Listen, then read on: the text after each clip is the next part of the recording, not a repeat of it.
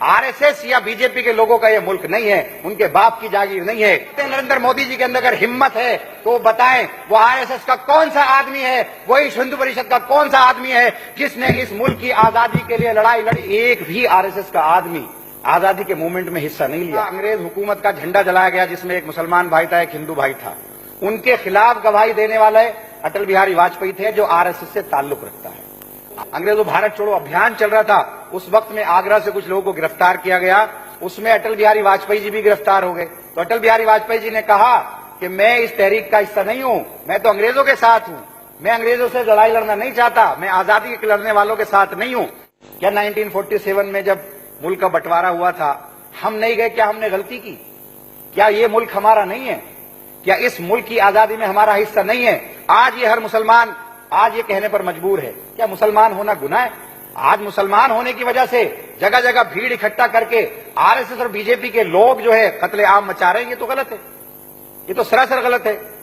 1857 का गदर याद किए, जब वहां पर 85 लोगों को पहली मर्तबा जब मेरठ के अंदर 85 लोगों को फांसी दी गई थी, उसमें 49 मुसलमान थे। एक भी आरएसएस बजरंग दल विश्व हिंदू परिषद का आदमी नहीं था। 1925 में आरएसएस बन गई थी, 23 साल तक ये मूवमेंट चला आजादी का, उसमें एक भी आरएसएस का आदमी आजादी के मूवमेंट में हिस्सा नहीं लिया।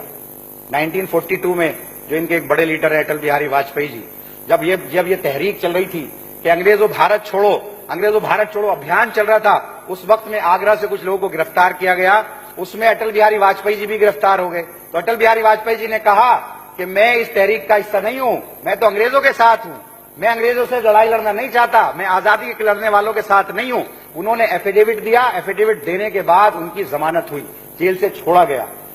ऐसे ही एक मर्तबा आगरा के अंदर अंग्रेज हुकूमत का झंडा जलाया गया जिसमें एक मुसलमान भाई था, एक हिंदू भाई था। उनके खिलाफ गवाही देने वाले अटल बिहारी वाजपेयी थे। ये सेशन कोर्ट का ये जजमेंट है, उसमें कहा गया जिस आदमी ने इन दोनों के खिलाफ गवाही दी, इस बुनियाद पर इनको गिरफ्तार किया गया, उस आदमी का नाम अटल बिहारी वाजपेयी है जो आरएसएस से ताल्लुक रखता है। आज ये लोग हमको प्रमाण दे रहे हैं कि हम हिंदुस्तानी हैं, हम देशभक्त हैं। वो लोग जिन लोगों ने इस लड़ाई को लड़ा, इस मुल्क को आजाद किया, आज उनको ये देशद्रोही कहने पर मजबूर है, आज उनको ये मार रहे हैं, पीट रहे हैं, तो ये तो गलत है, ये नहीं होना चाहिए। और अगर इस तरह की चीजें नहीं रुकी तो ये मुल्क के लिए अच्छा नहीं होगा। इस मुल्क में आज बताइए आप, क्या ये इस हालत में है कि 25 करोड़ मुसलमानों को इस मुल्क से हटा दिया जाए या भेज दिया जाए?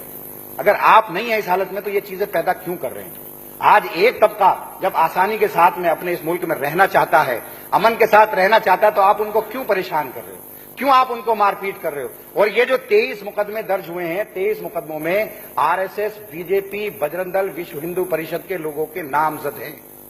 ये लोग इस मुल्क के अंदर अफरा तफरी फैला रहे हैं और इस तरह से हमारे इस मुल्क में रहने के लिए हम आईन है, हमारा कानून है, हमारे कानून ने हमको इजाजत दी है, आईन ने हमको इजाजत दी है कि इस मुल्क के अंदर हम अपने हिसाब से रहेंगे।